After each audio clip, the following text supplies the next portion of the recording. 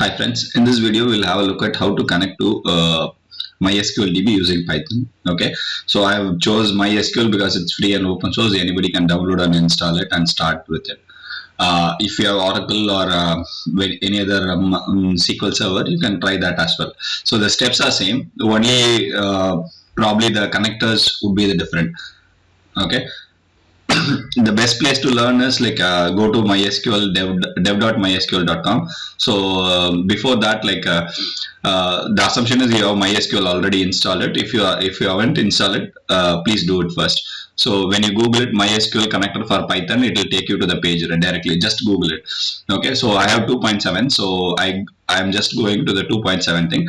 And in 2.7, there are two installers. I mean, two installers. One is for 32-bit and another one is for 64-bit. My OS is a 64-bit OS, so I'm just downloading it and installing it. It's 1.5 MB, just a small package. So I already installed it. I'm just double clicking and it's just a double click. Okay, let's go back to the command prompt to test it whether it's working fine or not. So I'm just going and typing Python. Okay, to go into the Python prompt, and I'm doing import MySQL connector. Okay, so it is not showing any error. For example, if you see the above, the same thing before installation, I had tried the same import MySQL connector. It has given me a traceback error. This is the simplest test for testing any package which you have imported. Okay, if you're using a pip or a direct MSI, so if it is not working, this is the best way to test it. Okay, easiest way to test it. Okay, so this is the code for it. So in this, there are first, as you see, I have to import the connector first. The connector is the one which helps me to connect to the MySQL thing. Okay, it's nothing but a driver. Okay, so the next step is to give the MySQL connector.connect.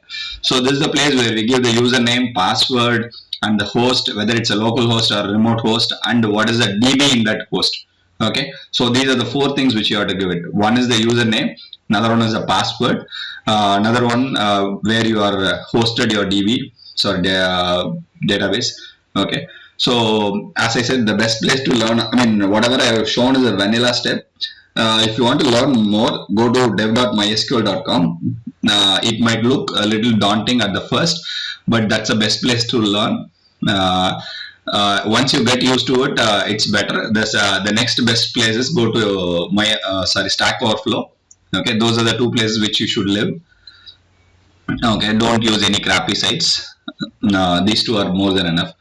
Okay, let's go back to the code and then have a look at it, what the code does. Okay, so we have crossed the connector part. The next part is the cursor. Cursor is nothing but a data pipe. Data pipe is a glorified word. It's a connection. Like for example, if you are calling someone, the connection has to be established when you are calling, right? King, king, king. The same thing is what the cursor does. It creates the data pipe for you. So okay, once it is created, okay, let's go to MySQL first. So I have a table called GUVI in that. The assumption right now is you know MySQL a little bit. If you're not, go and learn MySQL. Okay, so MySQL is a database where you can create tables and store data. So I have created a table and stored data. So I have two rows. Both the rows contain the same value, GUVI temp, GUVI temp. One row column is username, another one is password. You can use this for building your basic login application. Okay, the same code you can use it. So what I'm doing is creating the cursor. Next I'm declaring a string, query string. The query string is nothing but select star from GUVI.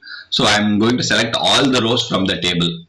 Okay, so all the rows, if you are creating a login page, all you do is you will add a where condition to its where username equal to whatever the name which is given in the text box. Okay, from the front end. Okay, and I'm executing it. Once I execute it, I'll store the result, I mean in the cursor, and print the result. Okay, so this is very basic thing. So the next thing you need to keep in mind is generally SQL injection is another key thing which you need to learn when you are learning things while connecting to the DB, because if you're there are high chances you will get into trouble if you're not understanding it right. Okay, but for this basic connectivity, you don't need to worry about anything. Okay, so all we do is like connect and execute. The result is not needed. I mean, just a variable, that's nothing useful. Here cursor, I have a function called fetch all. Fetch all prints all the results which is got from the database. I'm just running it. So if I run it, if you see, I have a list which is having two sets of values. Both the values are same because my value at the database is same. Okay, so it prints it, and that's all.